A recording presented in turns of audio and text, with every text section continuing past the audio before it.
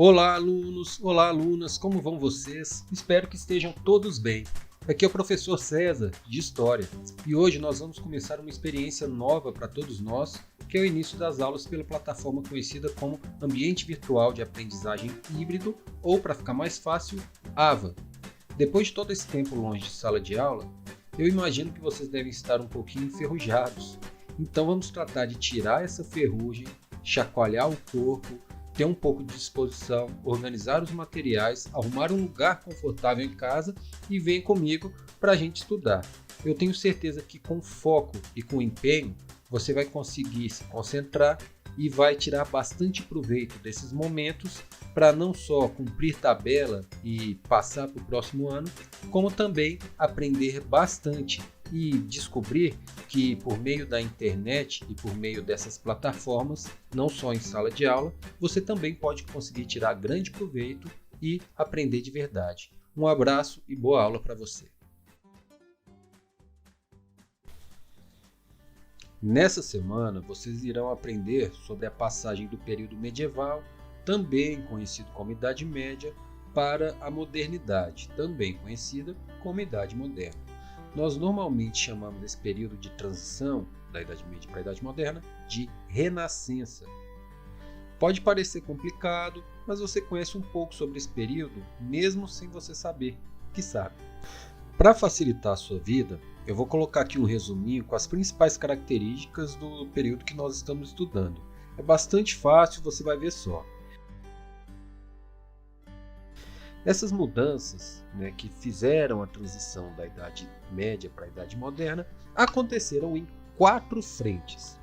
Em primeiro lugar, o Renascimento. Em segundo lugar, a Reforma Protestante. Em terceiro lugar, o Absolutismo. E em quarto lugar, o Mercantilismo.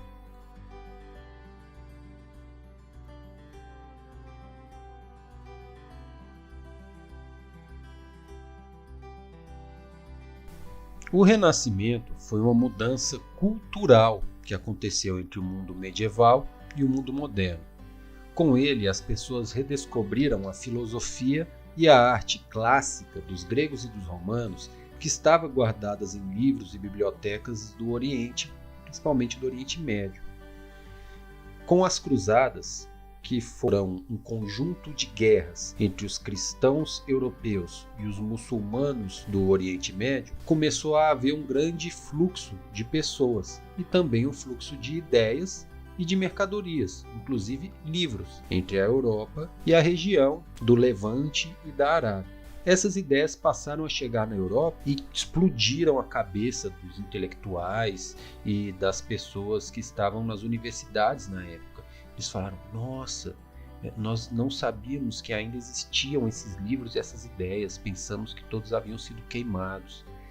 E aí, em contato com essas ideias dos gregos e dos romanos, da filosofia, das artes, do pensamento livre, eles descobriram um mundo diferente do mundo medieval. E aí, pela imitação, os europeus da época buscaram fazer renascer a cultura greco-romana que havia desaparecido na Idade Média.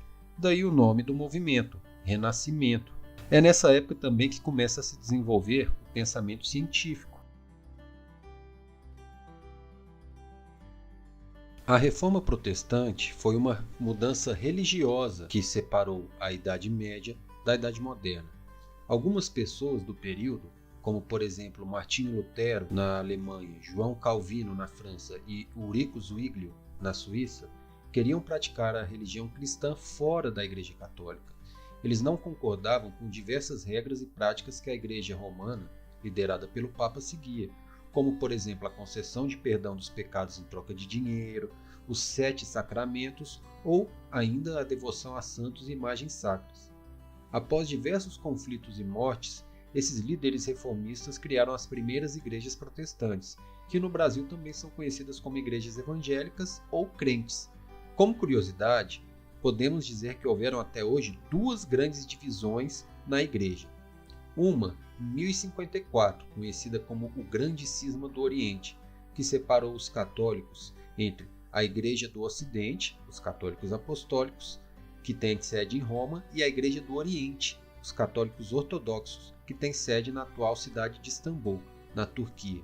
A segunda grande divisão da igreja aconteceu em 1517 e a Reforma Protestante, que separou os cristãos entre católicos e protestantes. O absolutismo foi uma mudança política. Na Idade Média, o poder político e territorial estava dividido entre vários nobres, que tinham autoridade sobre pequenas regiões onde eles impunham suas leis e cobravam pesados impostos dos camponeses. Porém, diversos desses reis, apoiados por homens de negócios, especialmente os banqueiros e os comerciantes, formaram exércitos mercenários para tomar os antigos territórios que estavam antes sob a autoridade dos nobres.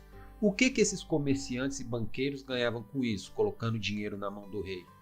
Eles ganhavam a unificação do território e, com isso, a unificação dos pesos, das medidas, da moeda e das leis, o que facilitava muito os seus negócios e os ajudava a ganhar ainda mais dinheiro.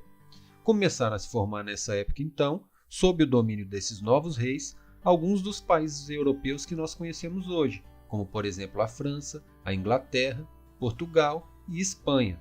Os reis absolutistas eram considerados donos dos países que eles governavam e, por isso, tinham o direito não só de usar o dinheiro dos cofres públicos como se fosse seu, como também de passar o país para os seus filhos como uma herança, como uma propriedade herdável. Por fim, temos o mercantilismo, que foi uma mudança econômica. Durante a Idade Média, as pessoas produziam apenas o necessário para sobreviver. O nome disso é economia de subsistência. Porém, durante o período moderno, alguns grupos de pessoas começaram a ficar alucinados para acumular ouro e dinheiro, principalmente por meio do comércio e do empréstimo a juros. Vendo isso como uma oportunidade, os reis começaram a incentivar essa prática em vez de inibi-la e também a controlar todos os recursos com mãos de ferro, com o objetivo de enriquecer seus países e, com isso, formar exércitos e construir navios de guerra para fortalecer e consolidar o seu poder. Assim, o mercantilismo tinha como as principais características a ele relacionadas o incentivo ao comércio internacional, o forte controle dos governos, no caso dos reis, sobre a economia de seus países e, por fim, a acumulação de metais preciosos como o fim e o objetivo principal de todos os países da Europa.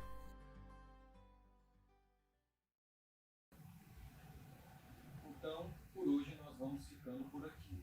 Lembre-se de fazer as atividades propostas dentro do ambiente virtual e também de acessar os materiais complementares que foram colocados através de uma curadoria feita comigo.